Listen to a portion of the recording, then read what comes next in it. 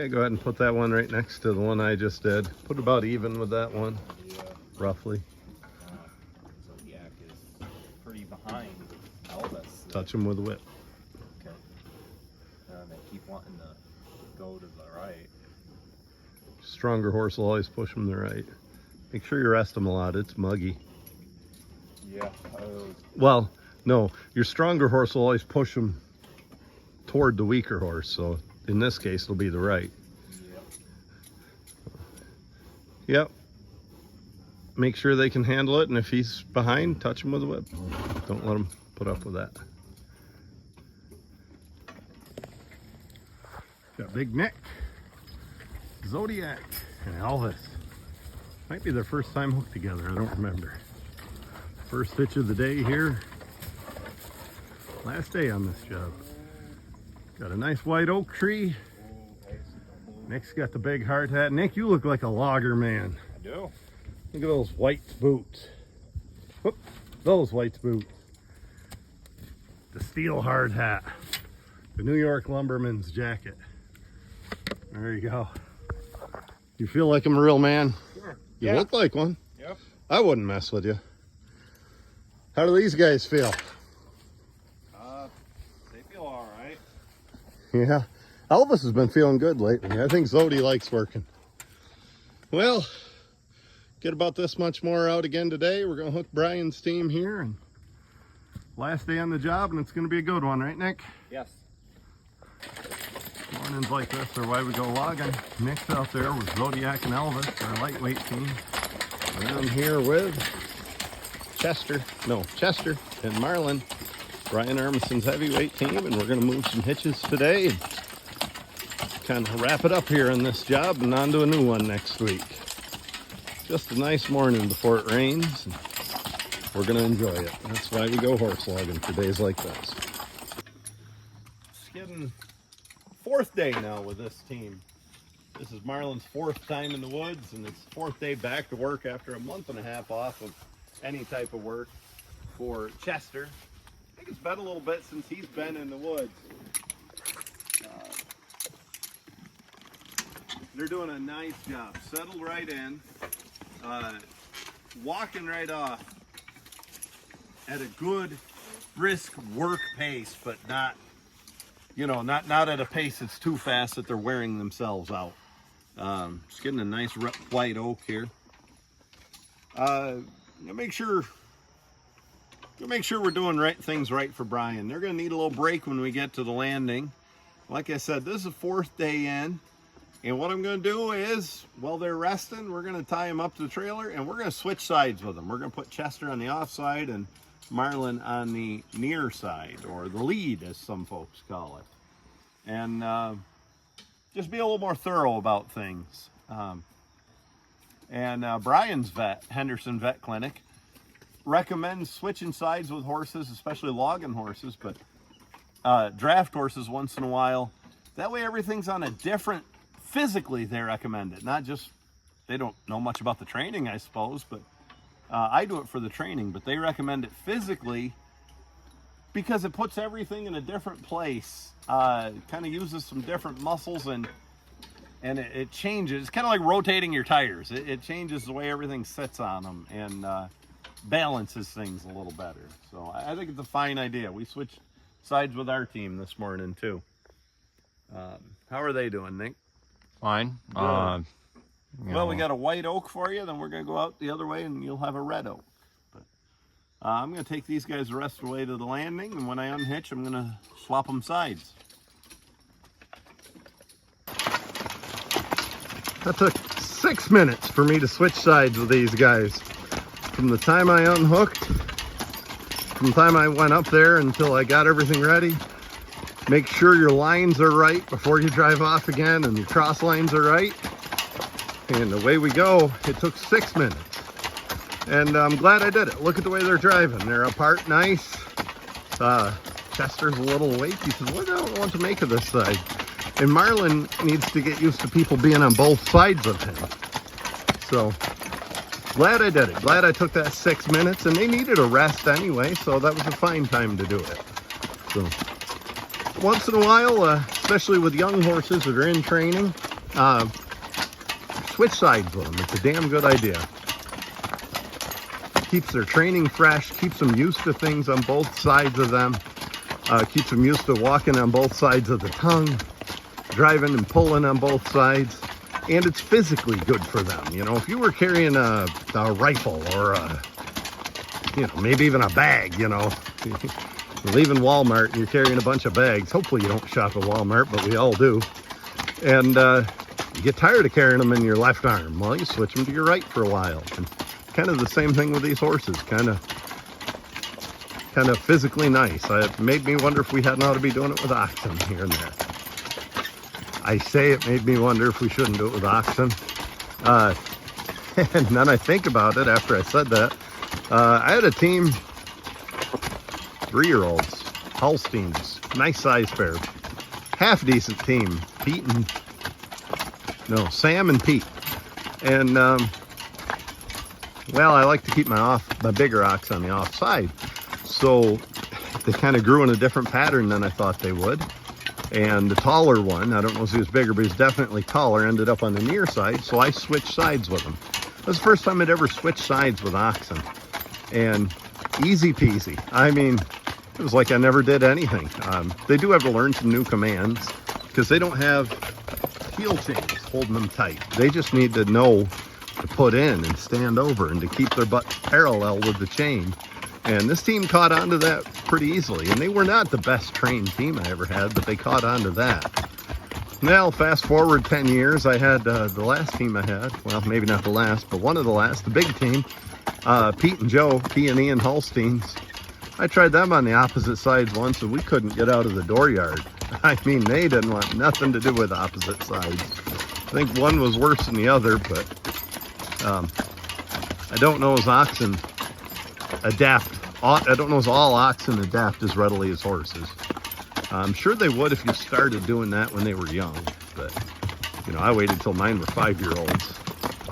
Anyway, we got by just fine with them on the same sides. I bet it's a good idea to switch them with oxen when you can. Nick says they're doing better now. Good. What'd you give them, one pop on the ass with the whip and everything fell in place? Yeah. That's all it takes with a smart horse. A well-timed touch with a whip. We don't hit them any harder than you would swatting a fly. Probably not as hard. And a well-timed place with that whip will do a lot more than pecking at them forever. Or waiting until it's a problem. You got to wait and you got to catch them at the right time. And that's what Nick did. I trust him to be teamster enough to do that. There's a lot of people I would tell, no, don't touch that whip with my team. Nick knows when. It's not a matter of taking out our aggression. It's a matter of teaching them to step up on that bit. Now the next step, if Elvis is fairly aggressive, he walks right out. I like that. The next step, if they weren't real even, is to put a little bit more bit in Elvis. But I'd rather have the lazy horse stepping up if we can.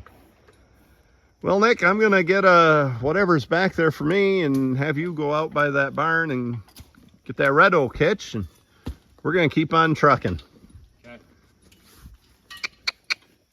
And fire too, right? Yes, sir. And here we go with this team. Watch them. I like the way they're walking. Marlin's a little bit on that outside tug, leaning that way. And that's one reason I switched sides. He was leaning that way a little bit and getting on the tongue a little. He'll get over that damn quick, especially when good, abrupt, aggressive horse like Chester. He won't want to be on that outside tug, especially when the tug is up nice and high like it is on a cart like this.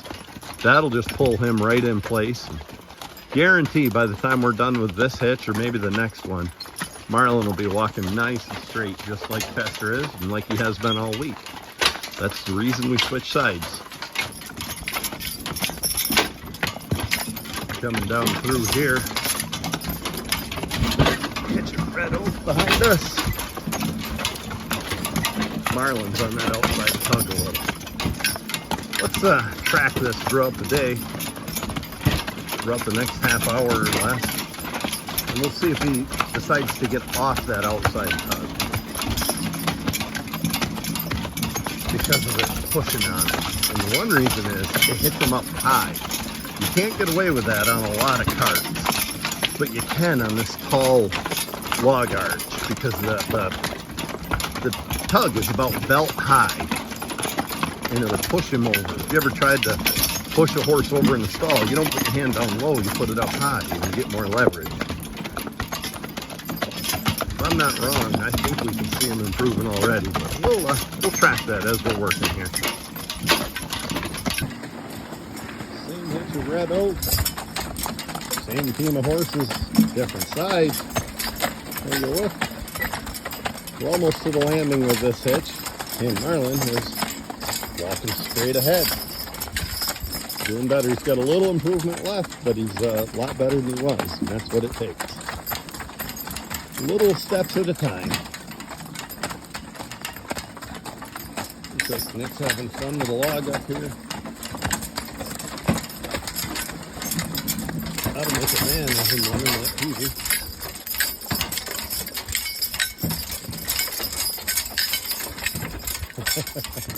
He doesn't know where he is. Certainly doesn't know what's filming. Ooh. Get on the biggest part of the log will help you.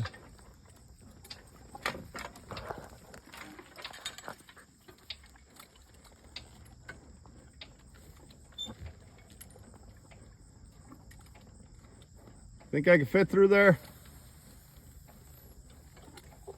Yeah. Okay, we'll try it. Cart's a little wider than mine, but I think I can. I think I can.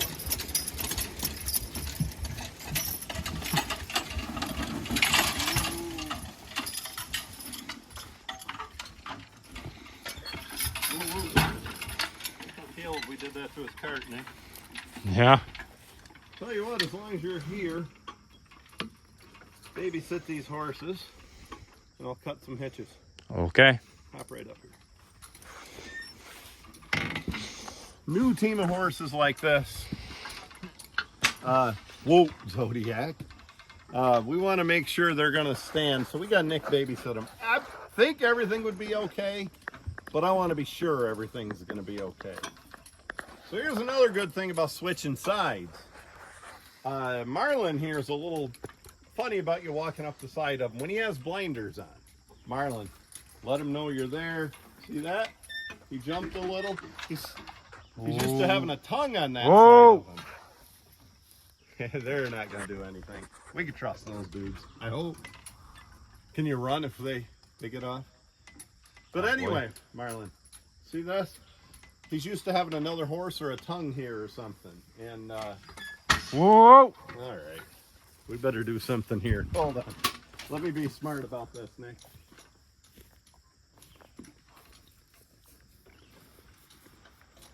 Don't forget to pay attention to your team.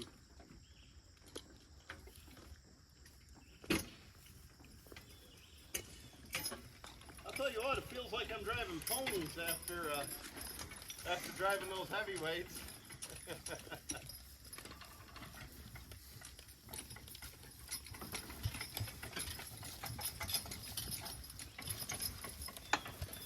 Ooh, they're not going anywhere there.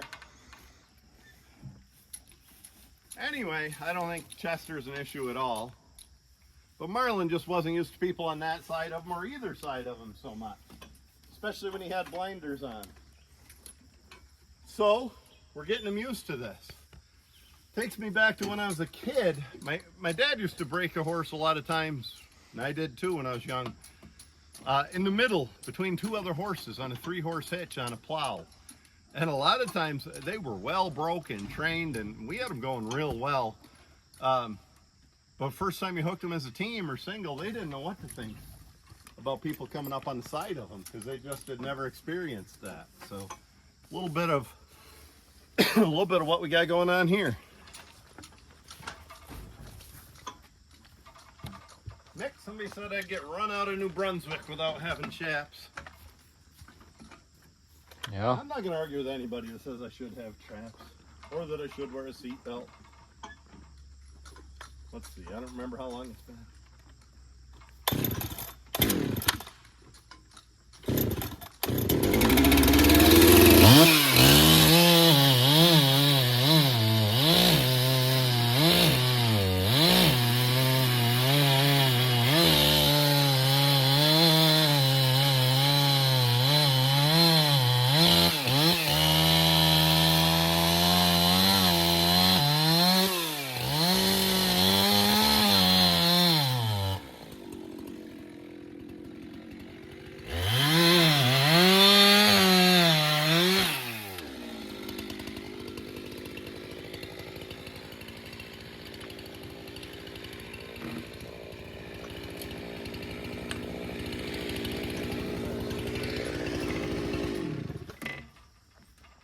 You're being careful. They're not our team. They're not going to stop on a dime like ours. In fact, let me. Whoa. Good job, Nick. I was going to get him by the head and leave him in there, but you did a fine job.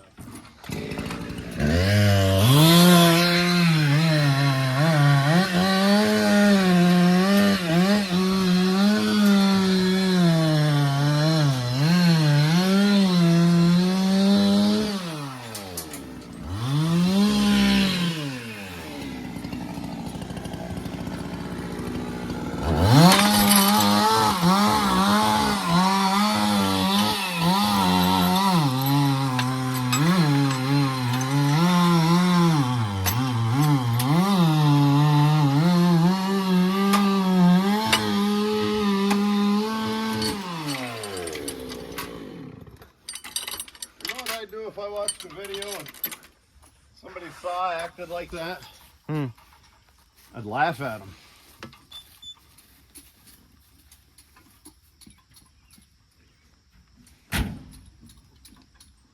We might be hardcore, Nick. We might have to work in the rain. We got to get finished today. Okay. That didn't seem like the world's most confident okay. That seemed like, okay, you asshole.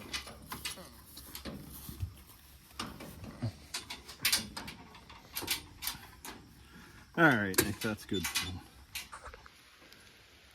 Got a good hitch of red oak on here. Nice hitch. Good size hitch. And if you notice, look where Marlin is. Right where he belongs. Now, by design, I took this good size red hitch of red oak. I took it on purpose because you can't pull a heavy load and lean out on that tug and shove sideways on it.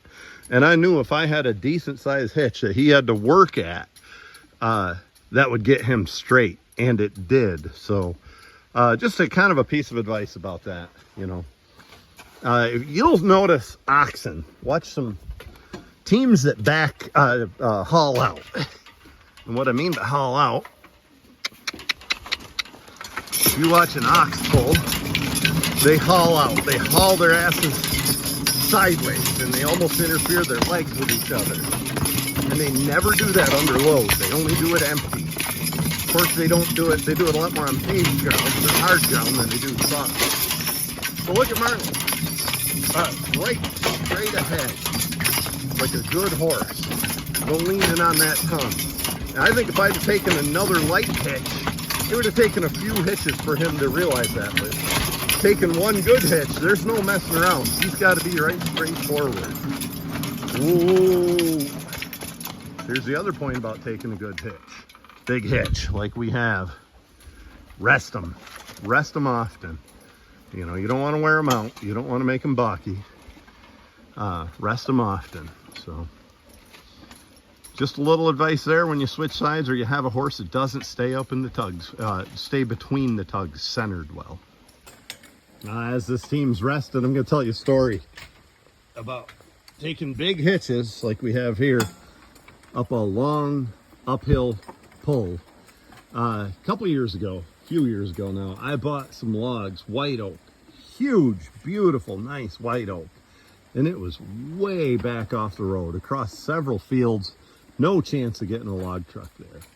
I scaled them up and gave the guy a price, and he liked my price. And I said, I can't give you that price till you get the logs out by the road where I can get a log truck to them. Kind of two lessons in this story. And he said, no problem, we'll get them out there. And I started walking back toward the road, and my log truck driver was with me, and I elbowed him. And I said, he'll have them horses blocked up. I'm glad they're not my horses hauling those logs all the way to the road uphill like that, giant logs. And let it go at that. We got the logs bought and hauled. It all went well. A couple years later, you know, due to some issues, I had to buy Jim because I lost a couple horses. I had to buy Ugly Jim. And the guy I bought him from told me where he come from. I pulled into that farm and I said, oh no. It was the same farm where I bought those white oak logs, and he had to pull them all that ways uphill. And I said, oh, I bet you Jim's going to be a balky horse. And he was. And it took a long time to get him over that. And so careful not to balk your horses up. Look at them pull. Straight ahead. Look at them behave. I'm really glad we switched sides. I'm really glad I took a decent sized hit. Ooh. As I just said, rest often when you have a decent sized hitch. Get off here. Look this hitch over a little. 3 decent sized red oak. Butt log hooked the wrong way in there. And 2 other logs. More hitch than I'd usually haul, but we did this for an objective. Like I said, when they're hauling a big hitch, they can't haul out on the tugs. How you doing, Marlin? I like you. And Chester, you've been an excellent horse. Yeah. Good pair of horses right here. Brian, appreciate you letting me drive these dudes. But the key is resting them. Or you will have a balky team. You know, if you're going 30, 40 feet with this isn't even a challenge. I'd hook a pair of halflingers to it and go 30, 40 feet. But when you start going, you know, a half mile or whatever we're on this skid, it's a different story. And that's when you got to be judicious and rest them often and give them their wind. Otherwise, you're going to have issues and you're going to balk them up and you're going to sour your horses. So pay attention to when you rest them and don't be afraid to be patient. I think of all the virtues a teamster should have, patience might be the biggest one. You just got to be patient with their training. You got to be patient with their horses. Look at all this. Look at all the lines, buckles, straps, hames, collars, pads. You got to be patient to get everything fitted right and to fiddle with it. You know, you got to be able to work all day in a bushel basket if you really want to do well with horses. Look back here. Look at our hitch. I had to be patient to get that hitched well, to get it up off the ground like it is. But mostly I have to be patient with their training, and I have to be patient with resting them. It's all important, and the more patient you are, the more things will pay off. Don't try to rush anything. It's raining here today, and we're still gonna be patient and work in the rain. What I'm really getting about it, patience and the rain, when I said something about the rain, we got a few more trees we got to get done today. And yet, we're going to be patient with it. And we're going to just get wet if we have to. Hell, the horses will like it. If I was working with a skidder, I wouldn't be patient. I'd be pushing. I'd be getting this done and getting home after the rain. You can't push it with horses. When they need rested, they need rested.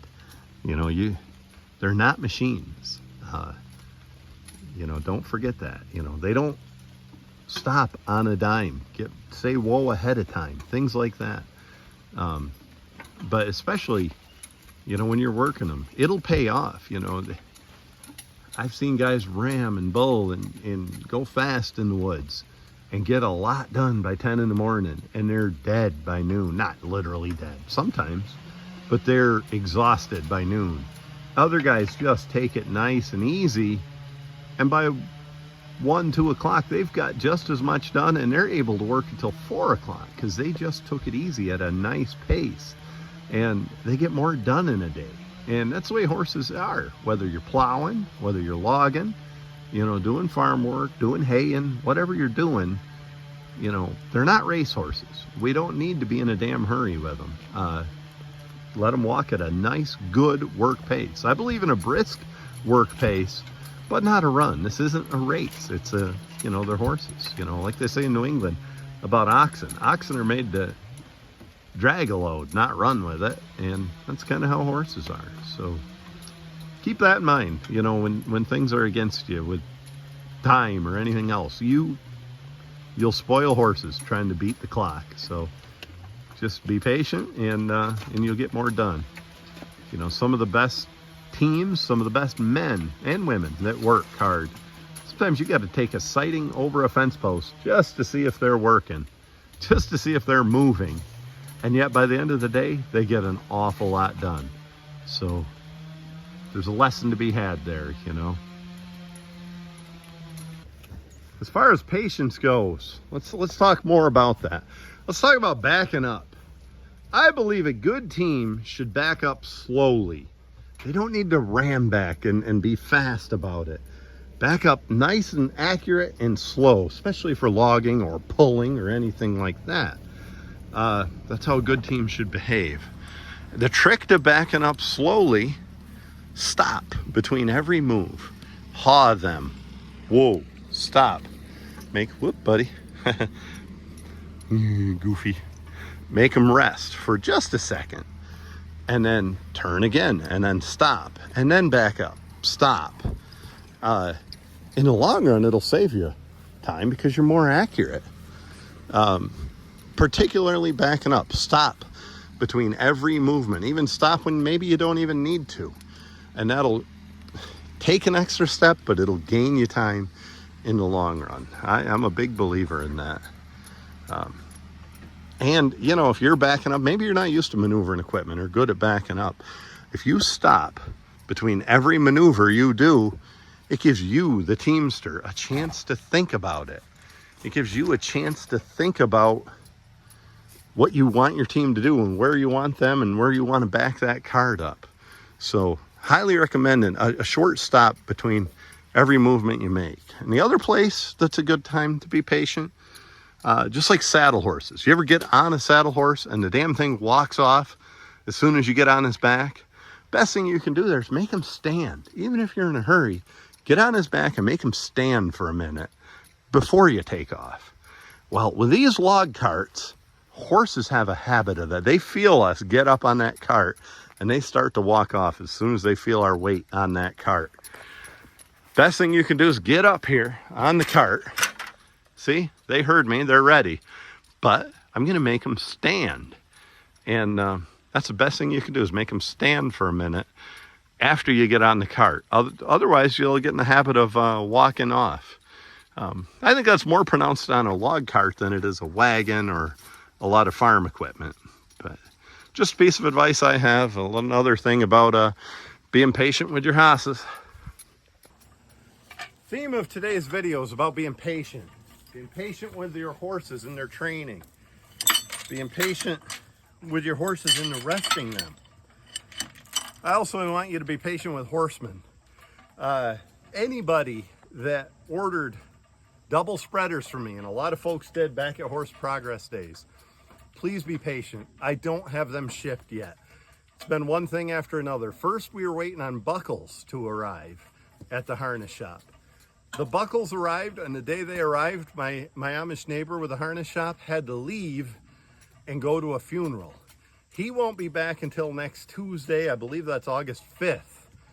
And at that point, he's going to have them done, and I'm going to ship them the same day. But I just want to give everybody an update where their product is. So today's theme is being patient, and I hope you're patient with me. I appreciate your business, and I apologize for the delay. Thank you. Last hitch of the day here. Red oak that's been hit by the gypsy moths. That's why it's cut so open in here. Gypsy moths have been killing it. Marlin and Chester are settling in nice. Throughout the week, they've gotten better every day, and they've earned enough trust to stand there without a babysitter while I hook chokers and while I move some logs on the landing. And, you don't want to carry it too far, but they're really gaining and becoming a good working team. Been a pleasure working these guys, and hopefully we'll keep working them some. Gonna hitch to this log. We got the stump right here. If I had my own cart, I'd probably back right over that stump in between the arch of the cart and get that log, but I don't. So we're gonna have to work around that stump. Won't be any big deal, just a little advantage here and there with having an open arch on the cart. I don't feel like the arch hurts their integrity at all. I was trying to think, I'll bet you my cart skidded 1,000,000 feet of logs in the last 25 years, maybe more. That's not all that much logs when you think of, you know, getting out 10,000 feet a week or something. Even through my years of not logging, I skidded 40, 50,000 feet a year, which isn't that much really. Anyway, and my cart's just as square and plumb, and all the integrity is there as the day it was new. with all the important parts. But, well, we'll get hooked to this and get out of the rain. There's an old dead stump that was low enough for us to get over with the axle there. So we're going to take advantage of that now that the log's up high and the cart's down low. Back, woo. And I'm going to hitch this, and we'll have this. Oops, sorry about the bad camera work. We'll have this lifted nicely.